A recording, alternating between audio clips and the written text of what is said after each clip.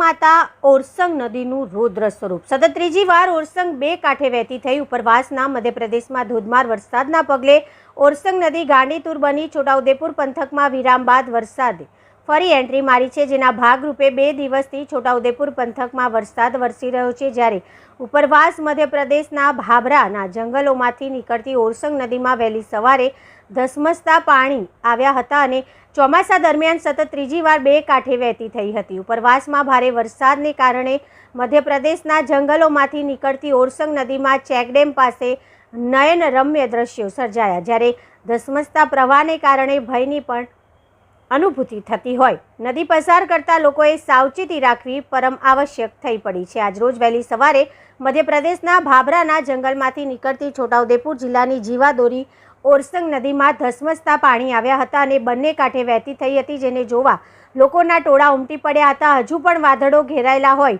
અને ભારે વરસાદ થવાની સંભાવનાઓ રહેલી છે।